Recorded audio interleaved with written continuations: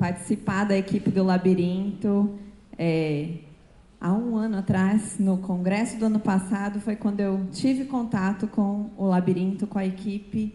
No final do evento, eu tive a cara de pau de chegar em Gustavo e Milena e falar: eu posso começar a frequentar as reuniões? E eles, gentilmente, generosamente, não só permitiram que eu acompanhasse, mas que eu começasse a realizar as avaliações motoras das crianças.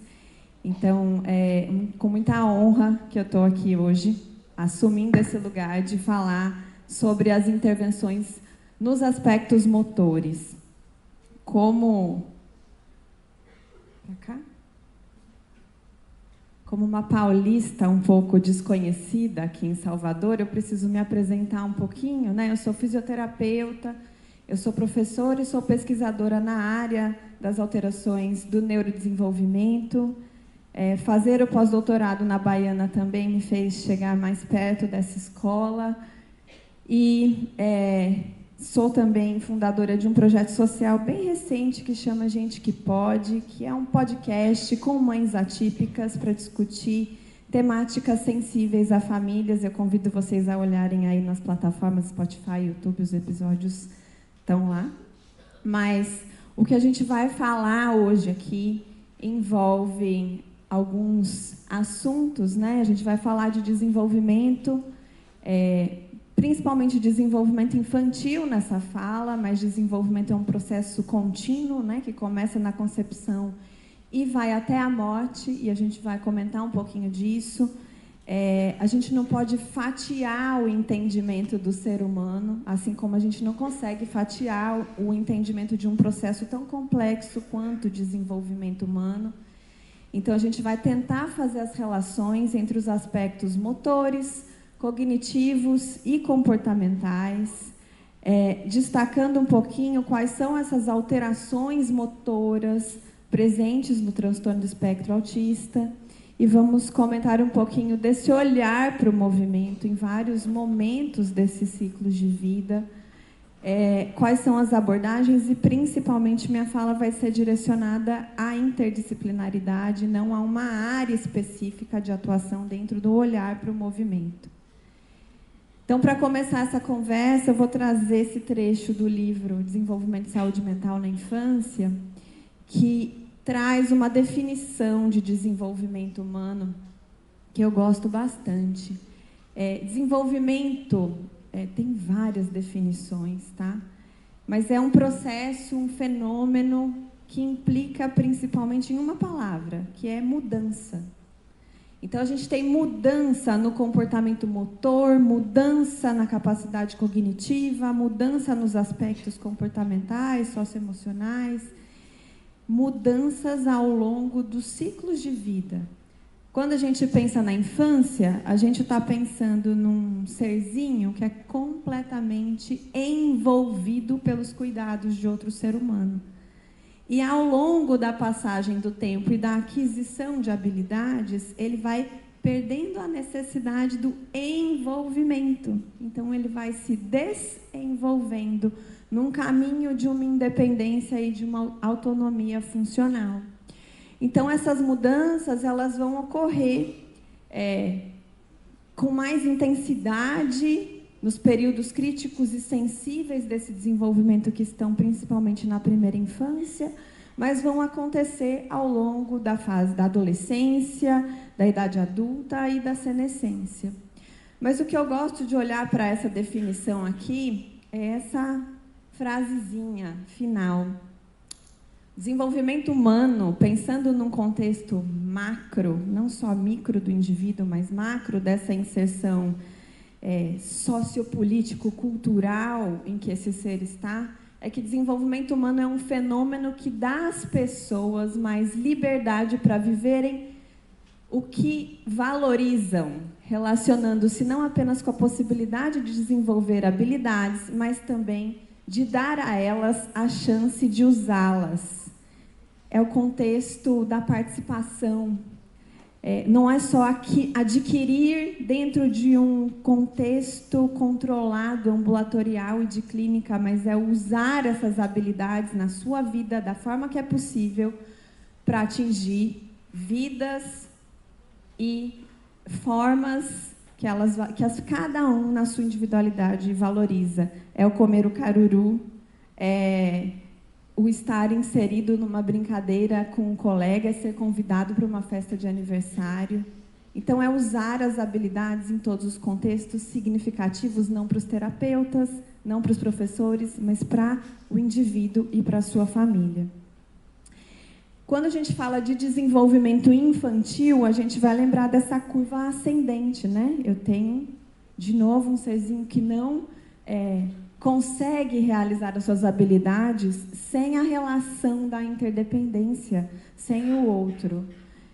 Então, a gente vai pensar nisso numa curva ascendente, que envolve, então, crescimento físico, maturação neurobiológica, porque a gente tem, sim, um papel fundamental do sistema nervoso aí, mas não é só ele. Principalmente quando a gente olha para o movimento, a gente vai olhar para os sistemas de movimento, todos eles. O sistema nervoso interage com o sistema músculo-esquelético, com o sistema sensorial, e se isso tudo não está conectado com funcionamento harmônico, a gente não consegue realmente desempenhar as habilidades dentro de um contexto social. Então, é maturação neurobiológica, são todos os sistemas corporais. Isso vai envolver a aquisição de habilidades e funcionalidade. Trazendo a sardinha para o meu lado, do desenvolvimento motor especificamente, eu gosto de fazer um paralelo entre uma das principais teorias de como os movimentos, as habilidades motoras emergem, que é a teoria dos sistemas dinâmicos, que traz para a gente que a habilidade motora ela emerge da interação de fatores ligados ao indivíduo, à tarefa que está sendo executada em si e o ambiente. Então, um paralelo desses princípios com os princípios da CIF, da Classificação Internacional de Funcionalidade, que coloca para a gente que o conceito de funcionalidade é o pleno funcionamento desse indivíduo em nível de estruturas e função de corpo, que dá a ele a chance de desempenhar as suas atividades, ele com ele mesmo, e o seu papel social, ele com a sociedade, que é a participação. Então, a gente tem um paralelo entre essas teorias, entre esses modelos, que nos colocam a reflexão de como os sistemas de movimento são importantes para esse contexto, inclusive social. Esse gráficozinho, ele é um gráfico que está muito presente em livros de gerontologia, que fala um pouco da funcionalidade, né? A gente tem o passar do tempo aqui da idade e aqui a função. E como eu falei, eu tenho um serzinho que começa a vida que nem segura a cabeça. Então, ele começa a segurar a cabeça, controla o tronco, senta, e isso vai levando ele numa curva ascendente de aquisição. Na fase adulta, a não ser que a gente vá desenvolver novas estratégias, então vou aprender um esporte novo, vou aprender a tocar um instrumento, a gente tem um certo platô de ganho em número de habilidades.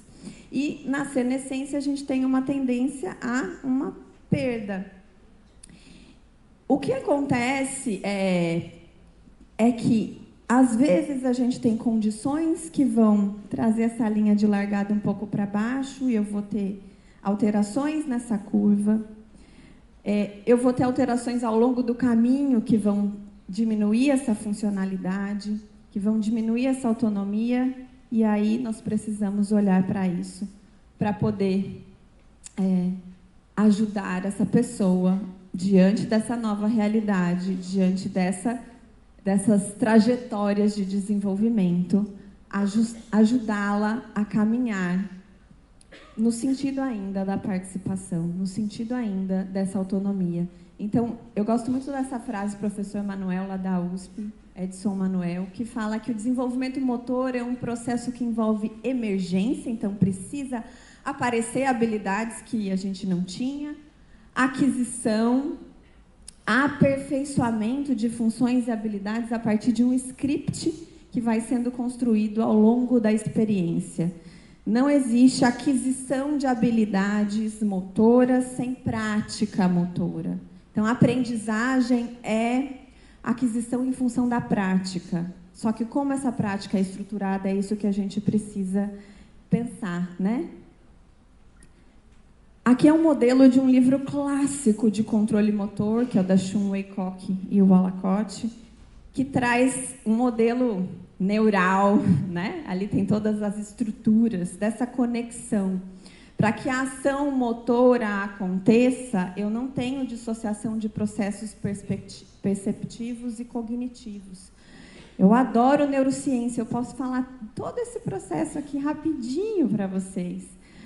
Então, a gente tem ali, né, os receptores sensoriais, as nossas entradas, né? Então, eu preciso saber o que o mundo está fazendo, o que o meu corpo está fazendo e o que o meu corpo está sentindo. Então, a gente está falando de esterocepção, o que o mundo está fazendo, propriocepção, o que o meu corpo está fazendo, e interocepção, o que o meu corpo está sentindo. Eu tenho a entrada dessas informações. Isso vai acontecer, então, pelos nossos receptores periféricos. Vão ser acionadas várias áreas, eu não vou entrar em detalhes, áreas cerebrais, para a captação dessa informação. Só que essa informação está entrando, ela precisa ser contextualizada. Então, ela precisa ter um significado. A gente vai ter um processo fisiológico acontecendo de integração, de percepção e integração sensorial. Só que não para aí. Eu dei sentido, eu entendi o que está acontecendo lá fora e aqui dentro. E agora, o que é que eu vou fazer? Eu vou ter o planejamento, a idealização e vou ter a execução motora. Por aí vai passar cerebelo, por aí vai passar núcleos da base, por aí vai passar córtex motor primário. Essa informação vai transitar em várias áreas. Mas a gente não pode dissociar percepção, cognição e ação motora. E aí, a gente tem, ainda não cheguei no TEA, a gente tem muitas relações, a evidência é bem clara, quanto ao impacto de dificuldades motoras, e agora eu vou trazer muito para a primeira infância, tá? Crianças sem alterações intelectuais, que têm dificuldades motoras, como, por exemplo, o transtorno do desenvolvimento da coordenação. Essas crianças, elas se percebem. O que é percepção de competência e autoestima? É o seguinte, aquela criança é assim, ó, ela sabe que ela é descoordenada, ela é a última a ser escolhida, sempre. Eu não quero você no meu time. O que ela faz? Eu não gosto de educação física. Eu não vou fazer. Estou dando um exemplo bem simples do cotidiano. O que ela faz quando ela faz isso? Ela não explora, ela perde a oportunidade de aquisição e uso da habilidade. Como é que ela vai desenvolver aquela habilidade que ela tem dificuldade, sofrendo bullying, percebendo que ela não dá conta? Vocês entendem as repercussões, como elas podem ser muito maiores? Então, as dificuldades motoras, elas estão ligadas com essa percepção de competência e autoestima. Problemas psicossociais e sintomas depressivos e ansiosos. Tem um estudo de um grupo australiano, da professora Jan Pick, que mostra que dificuldades motoras em crianças de 4 a 6 anos são preditoras de sintomas ansiosos e depressivos. 4 a 6 anos já. A gente tem outros estudos em idades mais avançadas que isso aumenta. Por quê? Porque se eu não pratico, eu tenho uma tendência maior a sedentarismo e obesidade. Então, a gente tem impactos ao longo da vida que vão sendo carregados, porque essa criança não teve letramento físico. Ela não fez a base para manter o nível de atividade física suficiente e aquisição de habilidades motoras para o restante da vida. E aí a gente chega nos transtornos do neurodesenvolvimento. A gente teve mudanças aí, né, no DSM e na CID da OMS, que hoje essas definições estão muito próximas umas das outras. E algo que não era muito olhado, não era muito incluído, é essa palavra motora, né? Então, os transtornos do neurodesenvolvimento são transtornos comportamentais e cognitivos que surgem no período inicial do desenvolvimento, envolvem dificuldades significativas na aquisição de funções intelectuais, sociais e motoras. A gente chega, então, no TEA. A gente tem muitos artigos. Eu trouxe uma revisão sistemática bem recente, 2024, acabou de sair, e que mostra que 50% a 88% das crianças com autismo têm déficits motores significativos.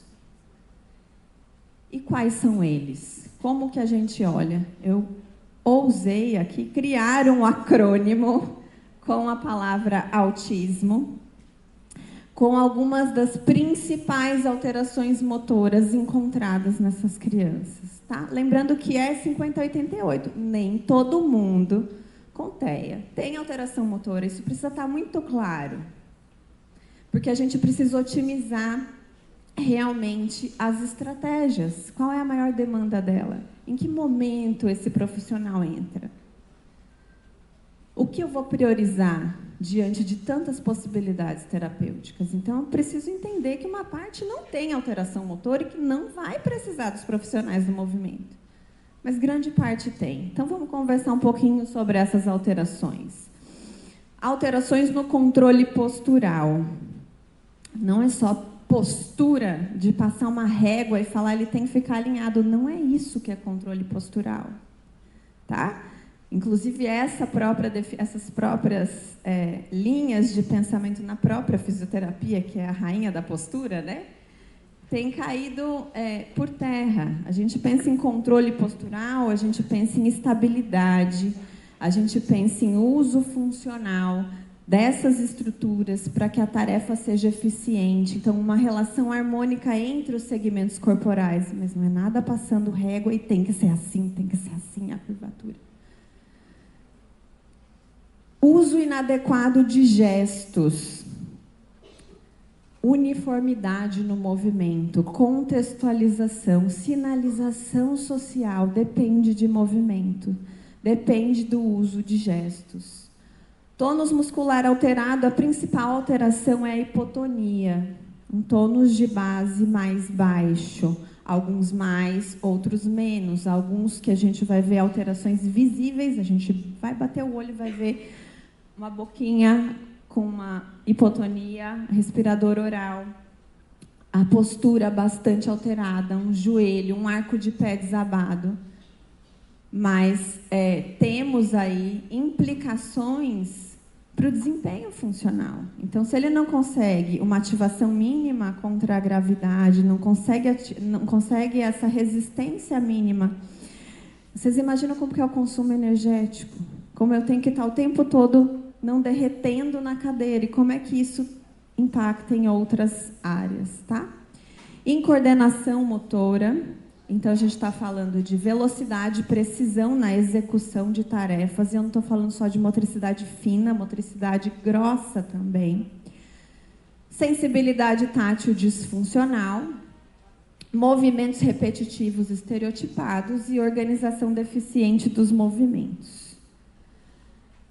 Então, profissionais do movimento precisam olhar ao longo da vida para aspectos diferentes, ou tem papéis muito importantes, tá? O primeiro deles é a vigilância dos marcos motores. Eu costumo falar que eu acho que os marcos, as idades de aquisição, a vigilância desses marcos, podem ser para a gente red flags muito precoces do que vai ser o diagnóstico depois. Então, não preciso do diagnóstico para intervir, eu já tenho sinalização de atraso nos marcos motores.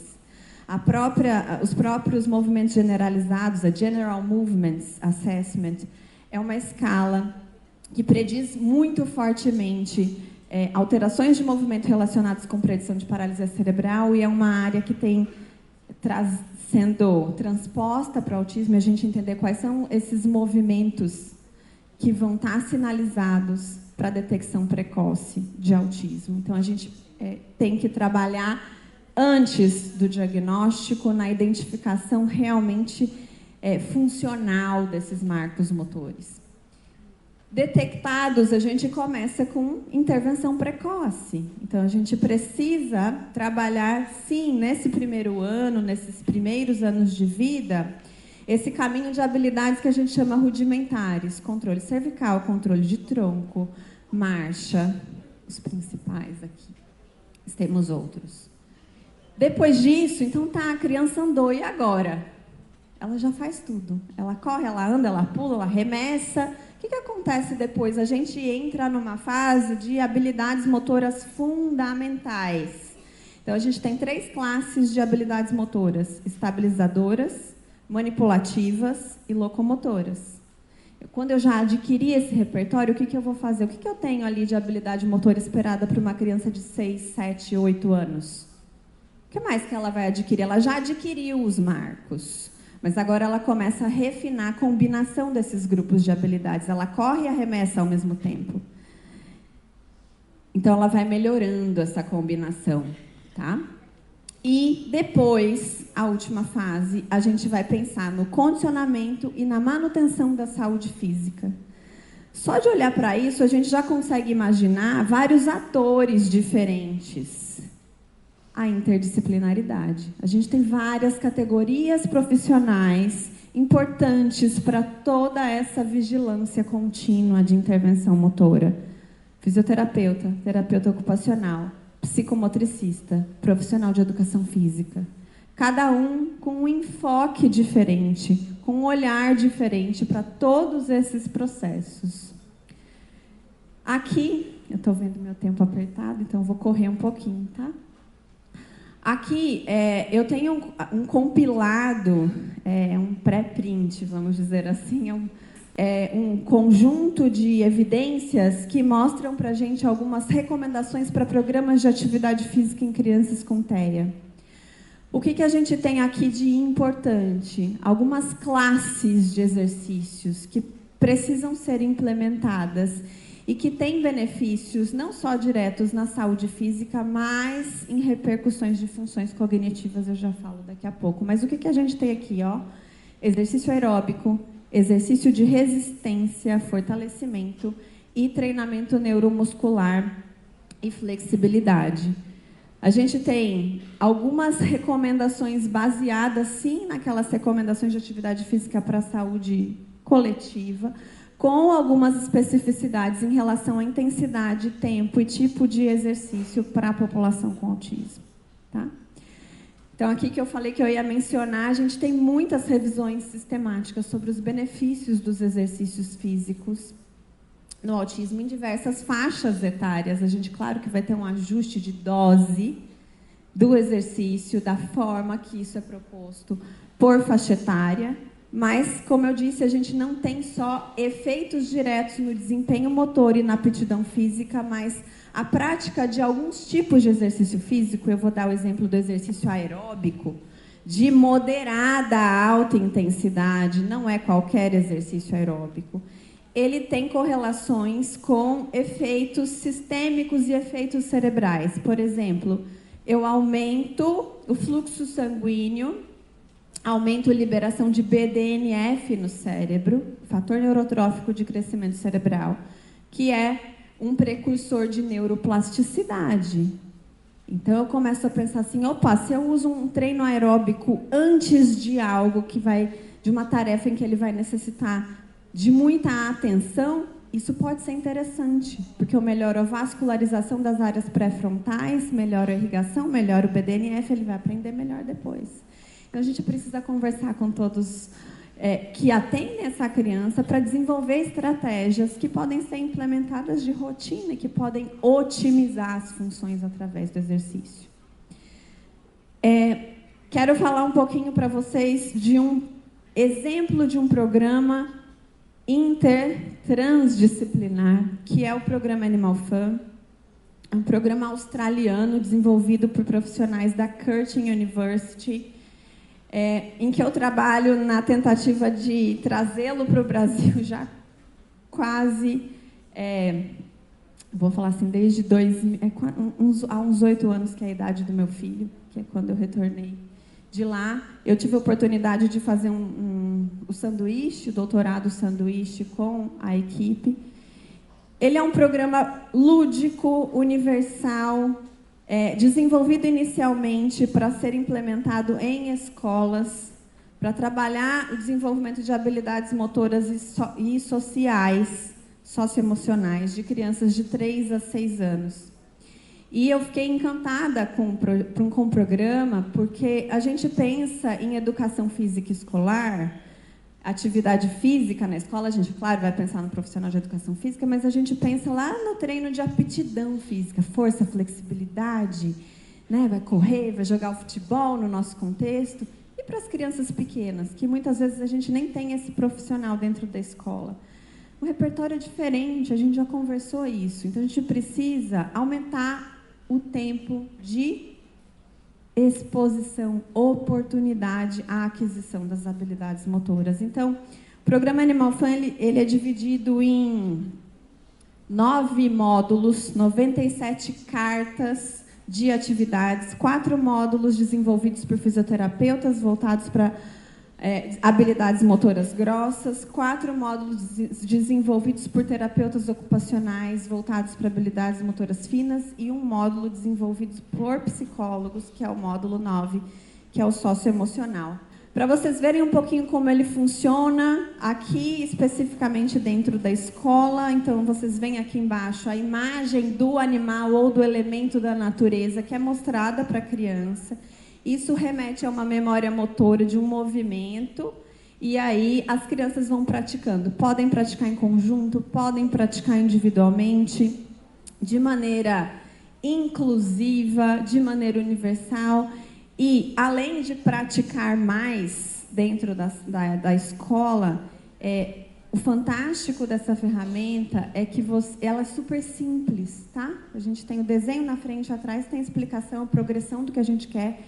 Mas a gente ferramenta o professor a comparação com os pares. Então, se eu tenho uma sala com 20 crianças e ele começa a fazer e começa a perceber, opa, aquela ali tem um pouquinho mais de dificuldade, a gente começa a ferramentar a detecção precoce e o referenciamento para os profissionais o mais cedo possível. Além disso, eu quero levantar todo mundo aqui. Eu sei que eu tenho 2 minutos. Para vocês fazerem uma carta, sentirem um pouquinho como é. Por quê? Porque vocês vão entender o meu olhar clínico para o uso do programa para além da sala de aula, tá? Então, a gente sai de tela. A tela está aqui só para todo mundo poder fazer, tá? Mas a ideia é a gente usar cartas de papel mesmo. A carta que todo mundo aqui vai trabalhar é a árvore, tá? Como é que está essa árvore, gente? A raiz dela é larga, certo? Então, a gente não vai precisar, nesta carta, de uma base estreita, porque a gente tem um pinheirinho para fazer isso. Aqui não, aqui a gente pode dar mais estabilidade. A gente não vai ter só uma árvore, a gente tem uma floresta aqui, certo? Como é a árvore, gente? Tronco rígido. E como é que tá? Ninguém tá com a mão levantada? Cadê as folhas? As folhas são os dedos, tá bom? As folhas de vocês estão nos dedos. Tá ventando para algumas pessoas e para outras não. Vamos todo mundo fazer junto, ó. Não tá ventando agora. A árvore tá parada, galera. Tá? Tem árvore lá assim, ó. Calma aí que eu vou pôr o vento. Tá? Imaginem agora, então a gente está na floresta, todas as árvores lindas, frondosas, fixas, com a raiz firme no chão. Vocês conseguem sentir isso que eu estou falando passando pelo corpo de vocês? Tá ótimo. Já tem gente sentindo a cintura escapular. Gente, vai passar uma brisa muito pequena, que não vai balançar a árvore, só as folhinhas. E aí a gente está trabalhando a seletividade do movimento só dos dedos, com toda essa sustentação que vocês estão fazendo no tronco. A brisa aumentou. Vai balançar as folhas e os galhos mais distantes, tá? Ele já falou ali. A gente vai passar por uma tempestade. Só que o vento, cuidado para não bater nas árvores do lado. O vento vai inclinar o tronco. E tá empurrando essa árvore só para um lado. Agora para o outro. Meu tempo está esgotado, eu não vou fazer mais. Mas vocês já sentiram?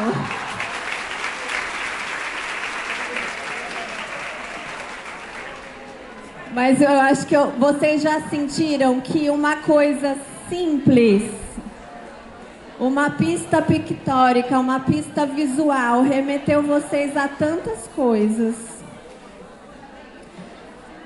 Atenção, diversão, criança aprende através do lúdico e da diversão. É isso que a gente quer ofertar. Vocês conseguiram sentir que para além da escola e para além das idades de 3 a 6 anos em que o Animal Fan foi desenhado, a gente consegue usar dentro das especificidades clínicas de cada um. Então, eu juro, é o último slide. Eu só quero finalizar essa mensagem. Primeira coisa, a gente tem que parar de negligenciar a relação entre comportamento motor e saúde mental. Porque a gente só olha para um aspecto. A gente só olha para aquilo que incomoda na escola. Que é, às vezes, o comportamento, às vezes, a relação social. Não é só isso. Para que eu consiga ter esse teto, eu preciso de uma base estabelecida do corpo. Então, a gente precisa olhar para o movimento, para a identificação das alterações, mas para o desenvolvimento de novas estratégias como essa que eu mostrei agora.